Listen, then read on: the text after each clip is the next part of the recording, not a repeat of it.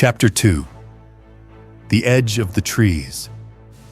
The forest changed as he moved through it, rising gradually from marsh-thick lowland into firmer ground woven with roots and stone. The air shifted as well, losing the stagnant scent of still water and taking on the sharper tang of pine resin and soaked bark. Rain clung to the canopy above, dripping in irregular taps that echoed faintly between trunks. He walked with deliberate care now, no longer driven by blind flight, but by caution. The violent surge of escape had drained from him, leaving behind a deep awareness of injury. His shoulder throbbed with a steady internal heat, and each breath tugged at bruised ribs that felt tightly bound beneath his skin. Yet his strength did not fail. Where exhaustion should have set in, endurance remained, unnatural in its persistence. He paused beside a fallen tree and crouched, pressing his palm against the damp earth. Mud coated his fingers. The torn cuts along his forearms, ripped open by bramble, had already sealed into darkened lines. He studied them without understanding. There should have been more blood, more weakness. The thought existed without memory to support it. He flexed his hands and found no tremor. The forest was awake again.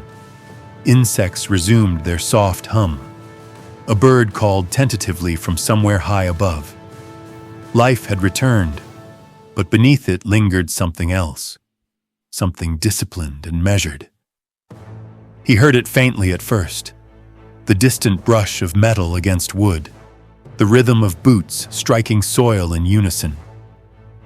It was not random movement. It carried intent.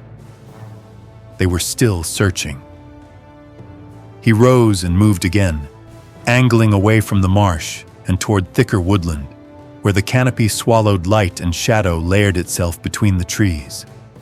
His direction felt instinctive, as though guided by a sense he could not name. He did not question it. After some distance, another sound reached him, closer and subtler than the pursuit. A twig snapped. A breath shifted in undergrowth.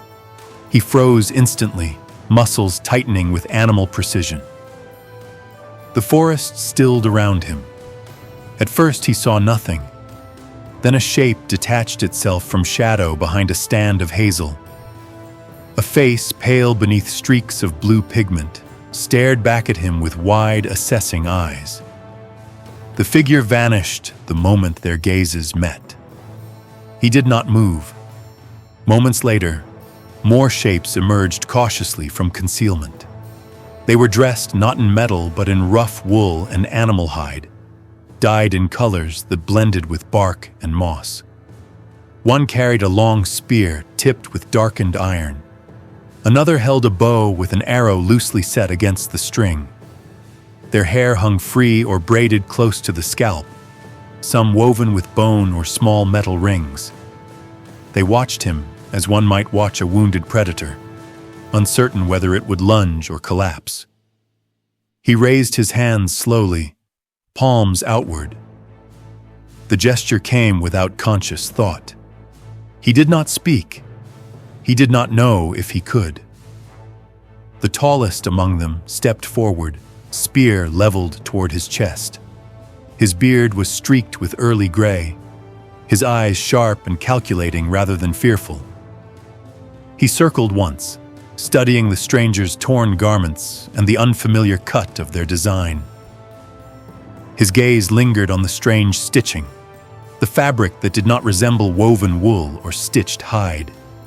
He noted the sealed wounds along the stranger's arms and frowned. A sharp word was spoken, fluid and harsh at once. It carried command. Another answered from behind the trees. More figures revealed themselves, having watched unseen from multiple angles. The stranger realized he had been surrounded long before he sensed them. The tall warrior prodded the burned edge of the stranger's shoulder with the butt of his spear. Pain flared sharply, but the stranger did not cry out. He held the man's gaze steadily. Something unreadable passed between them. Another presence stepped forward then, altering the air of the moment. A woman moved between the warriors with quiet authority. Her dark hair was bound tightly back from her face. She carried no visible weapon, yet the others shifted to give her space. She studied the dried blood along the stranger's temple before reaching up and pressing her fingers gently against the wound. He felt the warmth of her touch and the firmness of her inspection. She spoke softly to the tall warrior. Her voice carried reason rather than fear. The man's jaw tightened. He glanced southward, toward the direction of distant pursuit. The faint echo of a horn call drifted again between the trees, structured and deliberate. The warriors reacted immediately to the sound. One hissed a warning. Another shifted his grip on his spear. The woman spoke again, more urgently this time. A decision settled across the group. The spear lowered slightly.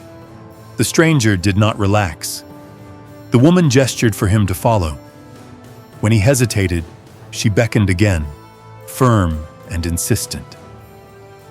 Two of the warriors slipped away silently toward the south, vanishing into brush to observe the advancing threat. The remaining figures formed loosely around the stranger, guiding him northward through the trees. They moved with speed and familiarity, weaving between roots and ducking beneath branches without breaking stride. He followed as best he could, stumbling once on loose stone before steadying himself against a trunk. A hand caught his arm briefly to prevent a fall, then withdrew just as quickly. The land dipped and rose before opening into a shallow valley concealed between ridges thick with brush.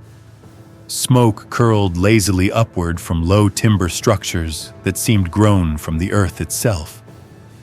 The huts were roofed in thatch and reinforced with woven fencing. Livestock stirred in crude pens. The scent of damp wool and cooking meat mingled with wood smoke.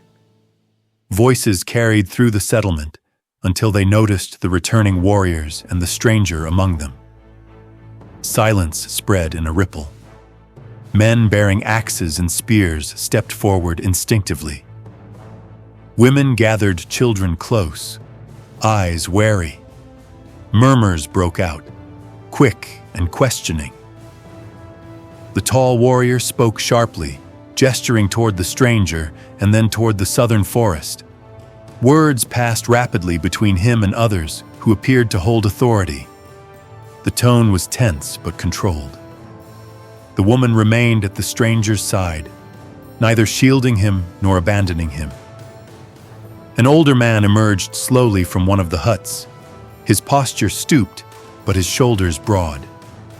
White hair fell against a cloak clasped at the throat with bronze. He approached without hesitation, studying the stranger with steady eyes. The air seemed to still as he reached out and placed his palm against the stranger's chest. The contact was firm, deliberate. The old man's gaze narrowed, as though listening for something beneath skin and bone. Rainwater dripped from leaves above. Smoke drifted low across the valley. After a long moment, the old man withdrew his hand and spoke quietly to the gathered tribe. It was not a name, it was an instruction. Weapons lowered by degrees. The woman turned and motioned toward one of the huts near the edge of the settlement. The stranger hesitated only briefly before allowing himself to be guided forward. Every pair of eyes followed him as he crossed the invisible boundary into their domain. Beyond the ridgeline, carried faintly through damp air, the horn sounded again. Closer this time. The tribe had chosen to bring him inside their circle, and in doing so, they had chosen to share whatever hunted him. There is always a story to be told out here in the frontier, as long as there is someone to listen, like, and subscribe, and join us again for more.